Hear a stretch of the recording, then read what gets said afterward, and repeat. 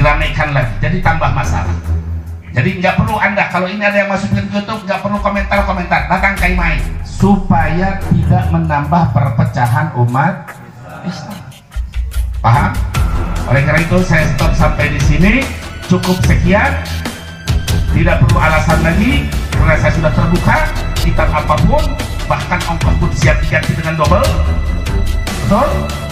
Itu saja, jangan macam-macam alasan lagi, komentar-komentar lagi. Siapapun yang meragukan masalah Habib, siapapun, saya tidak perlu YouTube, saya tidak perlu media massa, bawa kitab dia kai main, ngaji dia untuk membacakan istighfar, sholawat dan tahlil. Mudah-mudahan semua pahalanya ini menjadi wasilah Habib Muhammad bin Toha diangkat derajatnya oleh Allah Subhanahu wa Ta'ala, kuburannya dijadikan taman surga, dan kumpul kala bersama Nabi Muhammad Sallallahu Alaihi Wasallam. Siap baca istighfar, siap baca sholawat, siap zikir, takbir. Jadi orang Papua Haji kalau diajak jihad paling nomor 1, apalagi diajak zikir. Betul? Insya Allah lebih semangat. Jadi saya sebetulnya banyak yang ingin disampaikan, tapi ada nasihat ulama, salah satunya yaitu ulama salaf, ketika bergebu-gebu ingin berbicara, maka tahanlah. Ini saya bergebu-gebu karena dalam kondisiku sekarang, Masya Allah, banyak orang menyerang Habib, menyerang, Masya Allah, tabarakallah. Betul apa tidak? Guys, kesimpulan dari saya nggak mau ngaji. Siapapun yang meragukan masalah Habib, siapapun, saya tidak perlu YouTube, saya tidak perlu media massa, bawa kitab dia kai main, ngaji dia aja ngaji. Segitu beteng. Ngaji, bahasa Sunda, bahasa Sunda. Nggak usah kita debat di YouTube. Kenapa? Membuat perpecahan umat. Dimanfaatkan oleh orang-orang yang ingin menghancurkan umat Islam. Siapapun dia, mau kiai, mau habib, mau abuya, mau buaya,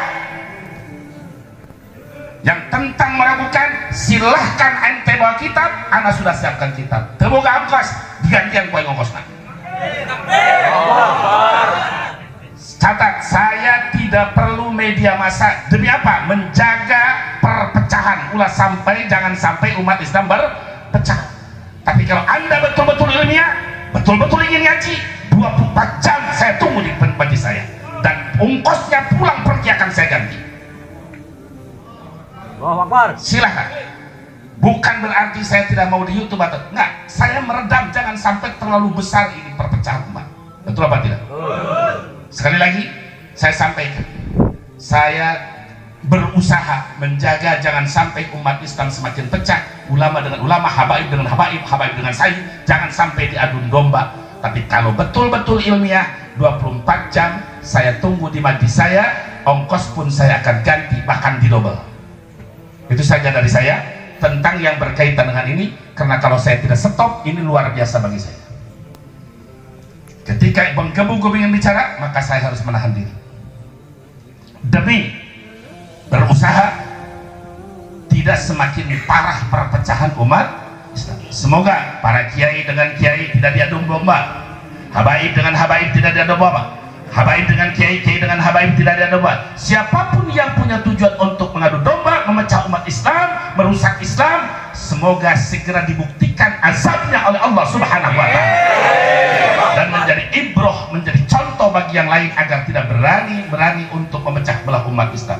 Cuma saya simpul saja, saya yakin semua para habaib yang tercatat di dalam Darabitoh itu adalah keturunan dari Imam Ubaidillah bin Ahmad Al-Muhajir. Beliau adalah turunan daripada Sayyidina Muhammad Sallallahu Alaihi Wasallam. Tentang kitabnya tadi sudah saya sampaikan, tidak perlu saya, karena ini pastikan di YouTube lagi, diramaikan lagi, jadi tambah masalah. Jadi nggak perlu Anda, kalau ini ada yang masukin ke YouTube, nggak perlu komentar-komentar, datang kai main, bawa kitabnya. Silahkan, rek sabar 10 jilid ya, rek kitab naon tak ya. Kenapa saya tidak sampai ini terlalu panjang? Supaya tidak menambah perpecahan umat Islam. Paham?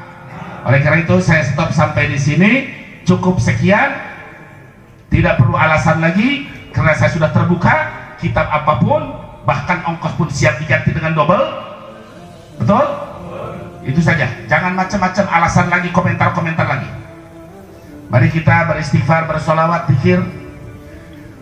Mudah-mudahan istighfar, salat, zikir dan doa kita menjadi penyejuk, penenang jiwa kita, juga menjadi wasilah almarhum wal maghfurah ditambah derajat dunia akhirat.